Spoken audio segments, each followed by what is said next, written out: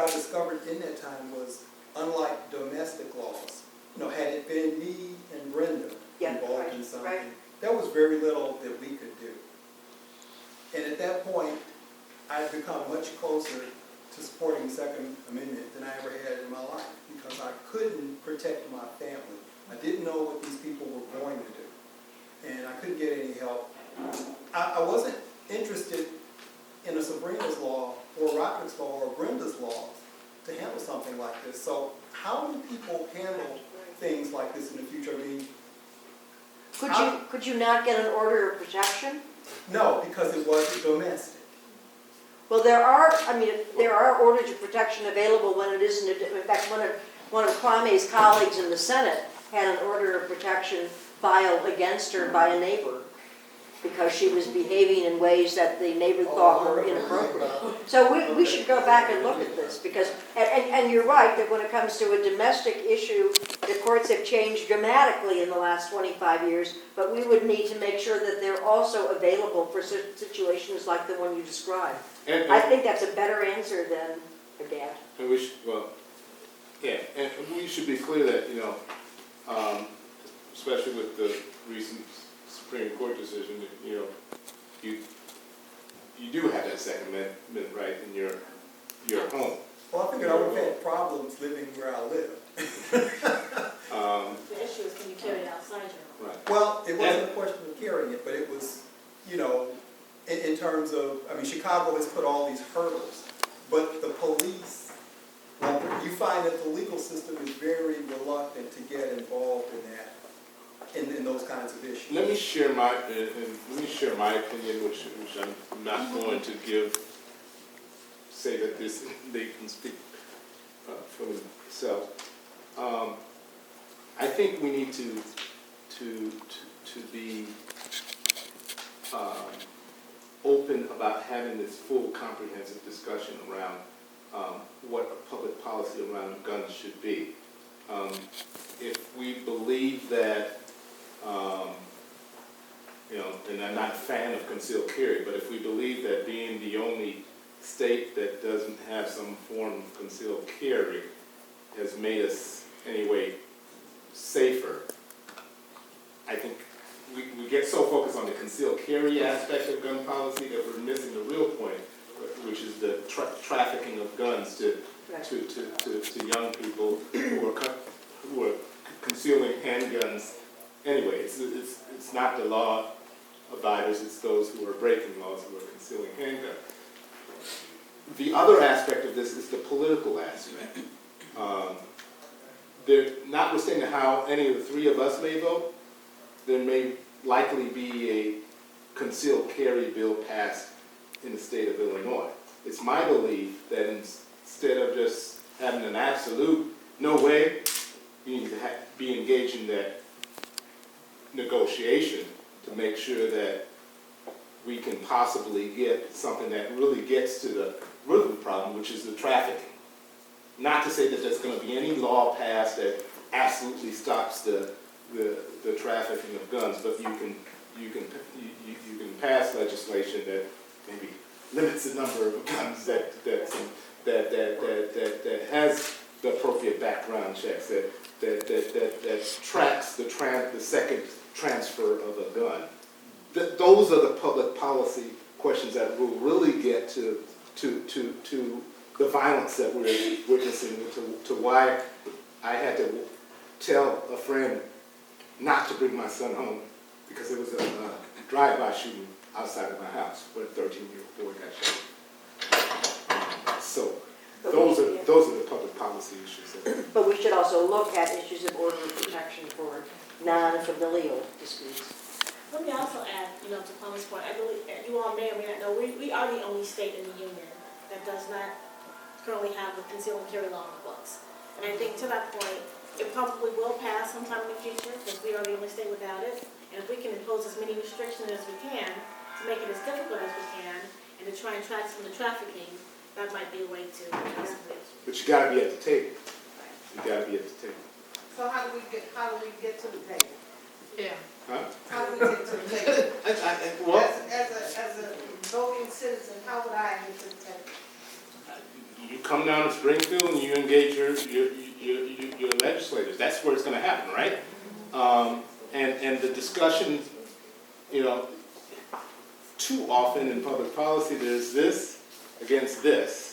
And there are these extremes, and in negotiating generally, you start out that way, but the hope is that you can work your way to something in here, right, instead of this extreme position winning. So there are different types, while you'll hear people say there are 49 states that have some form of concealed carry, it's not the same form of concealed carry in all the 49 states. There's permissive and there's mandatory, there's the most, when I say liberal, Yeah. Oh. there's Arizona, and you can just about, like, the nut that shot Gabby Giffords, you know, Right, he can get it done. And there are some states where universities don't have to have them if they don't want to, and childcare places don't have to have them if they don't want to.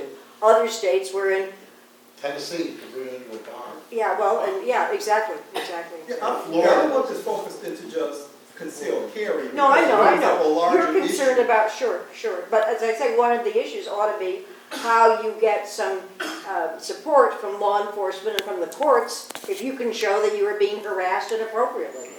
And that we will certainly look at. John? Yes, I wanted to reply to Mr. Rose's comment about tracking guns, the need to track guns. Well, that requires registration of gun owners, right? Right. The registration of their guns.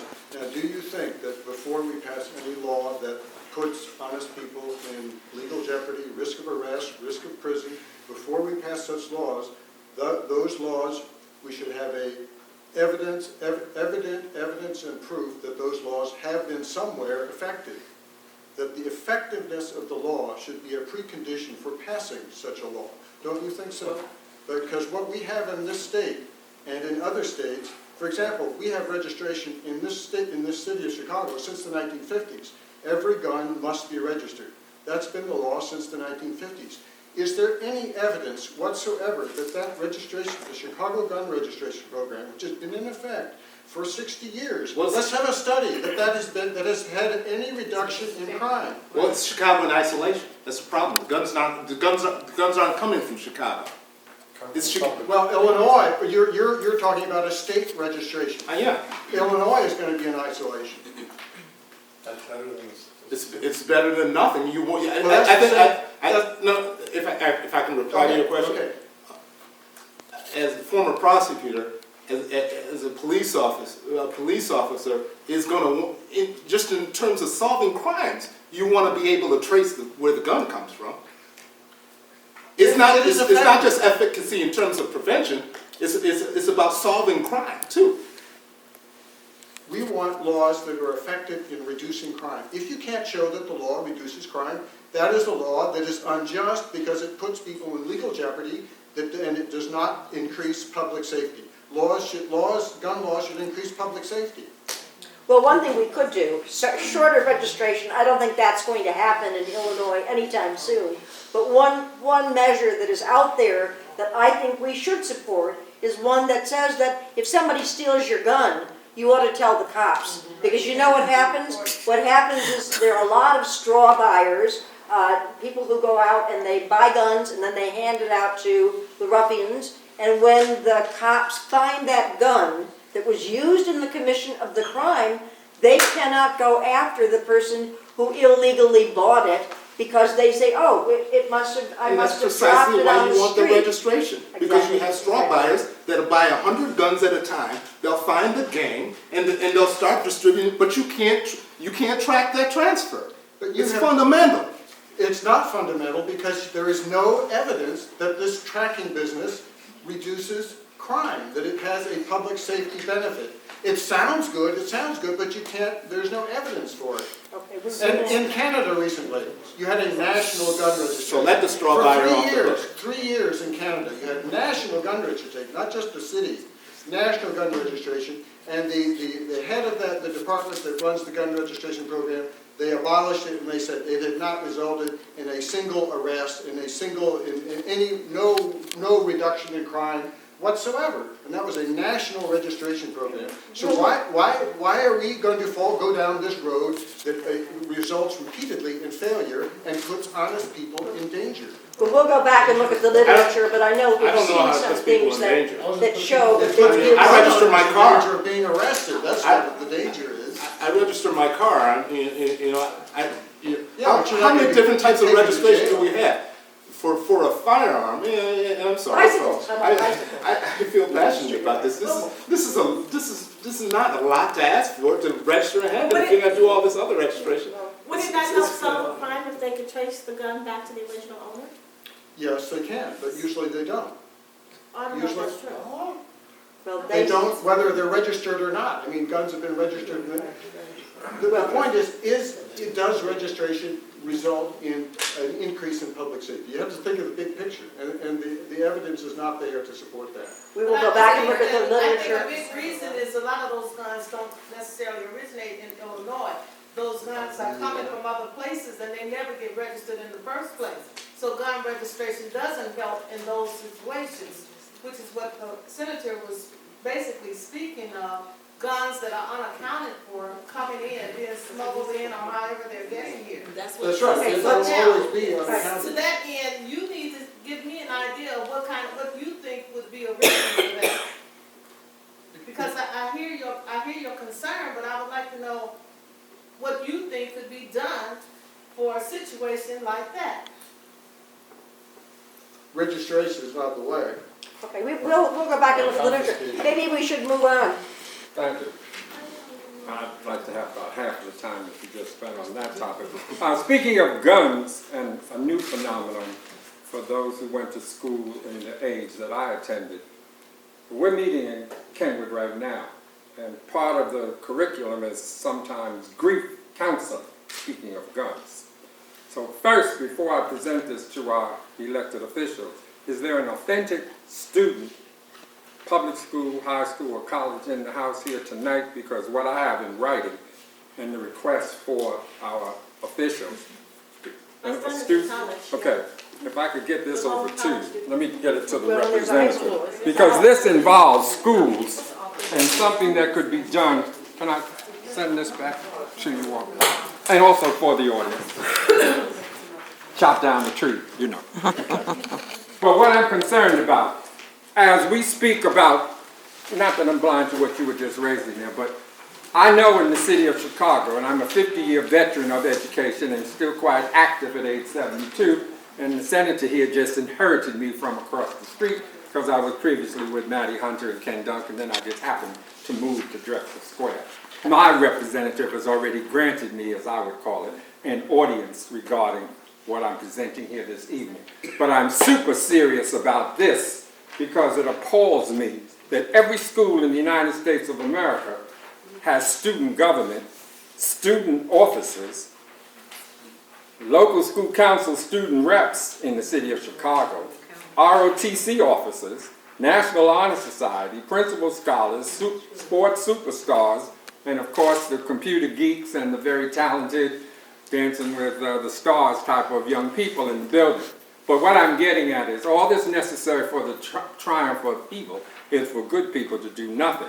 And when we look at what's going on in our schools and the neighborhoods, and what I'm getting at in particular, Ma Houston is in hearing distance from where I reside, and now I know that pop, pop, pop has nothing to do with popcorn when I hear that from my window. And I'm appalled that high school students and grammar school students congregated there throughout the summer, and the blue lights came charging down to that location, and the popping of the firing the pistols would take place, which is a normalcy in the city of Chicago. And I do know that our toll of Chicago public school students is 20 times higher than the toll of servicemen in Afghanistan, which I look at on Sunday and find out how many we lost over there. So what I'm getting at in particular, esteemed elected officials, I've appeared before the Chicago Board of Education twice since Barbara Bird Bennett arrived, and I went to the second meeting that she just held last week.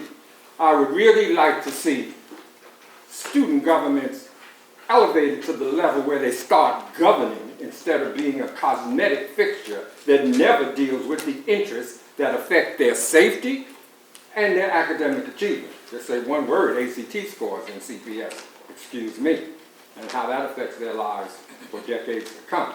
So what I was wondering, would your officers, by way of you or your chief of staff, and I do see my chief of staff back there for my representative, would they be open to student government, those who are in office right now, getting some community service hours right in your office? And I'm not talking about all that electioneering stuff which sends up supposedly a shudder through some people. But I'm saying the student government and senior class officers who are in office this school year, 2012 to 2013, right here at Kenwood, Bronzeville, Shiard, DeSalle, where it's a parochial and so forth, would they be open to do community service hours, which they need to graduate right under elected officials, not aspirants who are outside politics, but elected officials?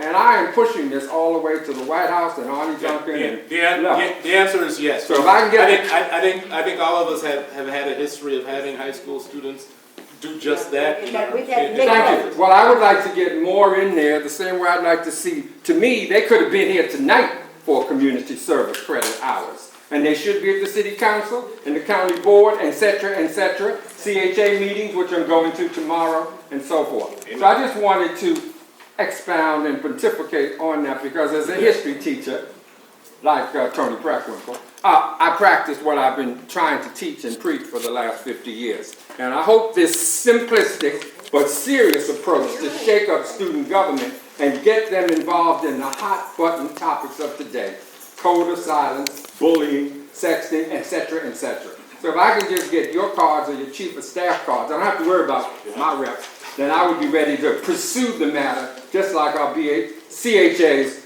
Board of Commissioners, tomorrow morning, and their population. Absolutely. Okay, well, I'd like to hear from the students in response to what he's just proposed. Mr. Scott says students need to get more involved, and student government should be more like governance, and you need to do more participation in what really goes on in the world. What do you think? I agree, because I Sign them up. personally don't view my, I go to college, Great. that student government as being very serious, or caring about what's actually going on, because when we were supposed to be voting and stuff, they had their little tables out